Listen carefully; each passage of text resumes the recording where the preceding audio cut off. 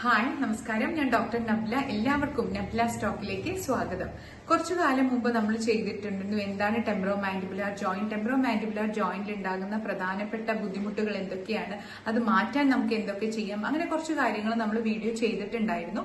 ആ വീഡിയോ നിങ്ങൾക്ക് ഡിസ്ക്രിപ്ഷൻ ബോക്സിൽ ഇടാം. അപ്പൊ അതിനെക്കുറിച്ച് നിങ്ങൾക്ക് ഡീറ്റെയിൽ ആയിട്ട് കാണാനൊക്കെ അത് സഹായിക്കും.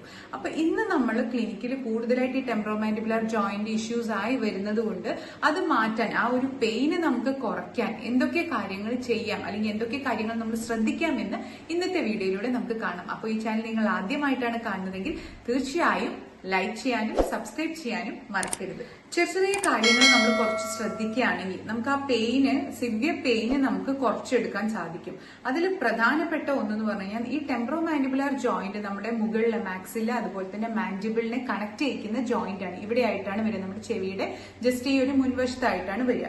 ഈ ഒരു ജോയിന്റിന്റെ പ്രധാന പ്രശ്നം എന്ന് പറഞ്ഞു കഴിഞ്ഞാൽ നമ്മൾ എപ്പോഴും യൂസ് ചെയ്യുന്ന, അതായത് സംസാരിക്കുമ്പോഴും നമ്മൾ വായ തുറക്കുമ്പോഴും നമ്മൾ ചവയ്ക്കുമ്പോഴും ഒക്കെ തന്നെ നമ്മൾ കൂടുതലായിട്ട് യൂസ് ചെയ്യുന്ന ഒരു ജോയിന്റ് ആണ് ടെമ്പറോ മാൻഡിബുലാർ ജോയിന്റ്. അപ്പൊ നമ്മൾ വൺസ് അതിനൊരു പെയിന് വരിക അല്ലെങ്കിൽ ക്ലിക്കിംഗ് സൗണ്ട് ഒക്കെ ഉണ്ടായി കഴിഞ്ഞു കഴിഞ്ഞാൽ നമ്മൾ നന്നായിട്ട് സ്പെഷ്യൽ കെയർ നമ്മൾ കൊടുക്കുകയാണെങ്കിൽ നമുക്ക് ആ ഒരു ബുദ്ധിമുട്ട് നമുക്ക് കുറയ്ക്കാൻ സാധിക്കും.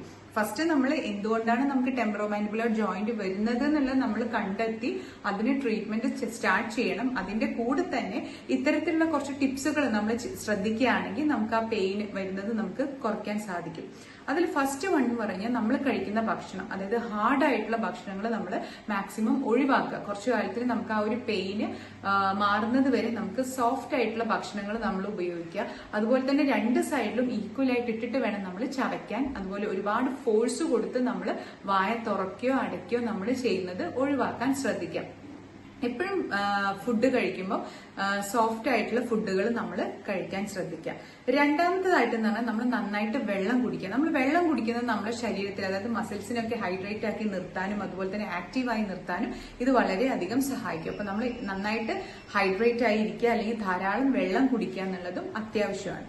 മൂന്നാമതെന്ന് പറയുന്നത് നമ്മൾ കഴിക്കുമ്പോൾ നമ്മൾ കൂടുതലായിട്ട് ഭക്ഷണങ്ങൾ എപ്പോഴും നമ്മളൊരു പ്രോപ്പർ ടൈമിൽ നമ്മൾ ഫുഡ് കഴിക്കാൻ നോക്കുക. അതായത് നമ്മൾ പ്രോപ്പർ ഫുഡ് കഴിച്ച് നമ്മൾ രാവിലത്തെ ഭക്ഷണം, ഉച്ചയ്ക്ക് അതുപോലെ തന്നെ വൈകിട്ടുള്ള ഭക്ഷണങ്ങളൊക്കെ നമ്മൾ കഴിക്കുമ്പോൾ പ്രോപ്പർ ആയിട്ടുള്ള നമ്മൾ ഫുഡ് കഴിക്കുക. അതുപോലെ തന്നെ ഭക്ഷണങ്ങൾ പല സമയത്ത് നമ്മൾ സ്കിപ്പ് ചെയ്തിട്ട് ഭക്ഷണങ്ങൾ കഴിക്കാതിരിക്കുക. ഇതൊക്കെ തന്നെ നമ്മുടെ ഓവറോൾ ബോഡിയും അതുപോലെ തന്നെ ജോയിന്റുകളും ഒക്കെ തന്നെ ഹെൽത്തി ആയിട്ടും ആക്റ്റീവായി നിർത്താനും ഇത് വളരെയധികം സഹായിക്കും.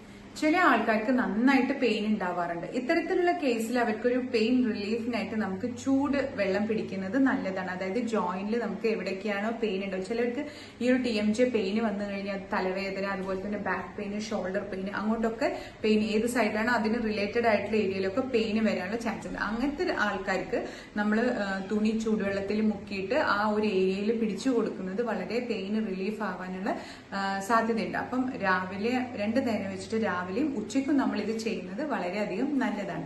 പിന്നെ അടുത്തെന്ന് പറയുമ്പോൾ നമ്മളെ ഉറക്കം. ഇപ്പോഴത്തെ നമ്മളുടെ ഒരു ലൈഫ് സ്റ്റൈലില് ഉറക്കത്തിന് നമ്മൾ വളരെയധികം കുറച്ച് സമയം മാത്രമേ കൊടുക്കാറുള്ളൂ. അപ്പം ഉറക്കം എന്ന് പറയുന്നത് നമ്മുടെ ശരീരത്തിൽ ഓവറോൾ വളരെയധികം ഇമ്പോർട്ടന്റ് ആയിട്ടുള്ള ഒന്നാണ്. അപ്പം ഉറക്കം നമ്മൾ നിർബന്ധമായിട്ടും ഒരു 8 to 7 hours നമ്മൾ നിർബന്ധമായിട്ടും ഉറങ്ങൽ അത്യാവശ്യമാണ്. അത് നമ്മുടെ മസിൽസിന് പ്രോപ്പറായിട്ട് റിലാക്സ് ചെയ്യാനും അതുപോലെ തന്നെ നമ്മുടെ ജോയിന്റിനും ഒക്കെ ഇത് വളരെയധികം സഹായിക്കുന്ന ഒന്നാണ്.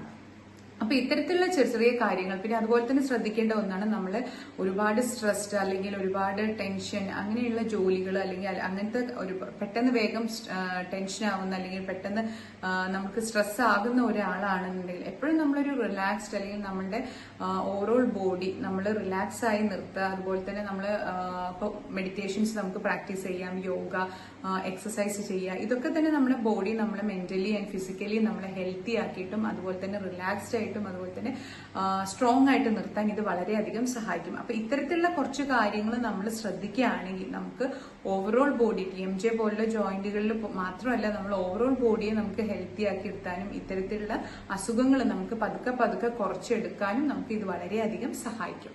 അപ്പോൾ എന്ത് ഡൗട്ട് ഉണ്ടെങ്കിലും നിങ്ങൾക്ക് നിങ്ങളുടെ കമന്റ് ബോക്സിൽ എഴുതി ചോദിക്കാവുന്നതാണ്. ഈ വീഡിയോ നിങ്ങൾക്ക് ഉപകാരപ്രദമായിട്ടുണ്ടെങ്കിൽ തീർച്ചയായും അത് ലൈക്ക് ചെയ്യാനും സബ്സ്ക്രൈബ് ചെയ്യാനും കമന്റ് ചെയ്യാനും മറക്കരുത്. അപ്പോൾ ഇനി പുതിയൊരു വീഡിയോയുമായി വരുന്നത് വരെ ബൈ.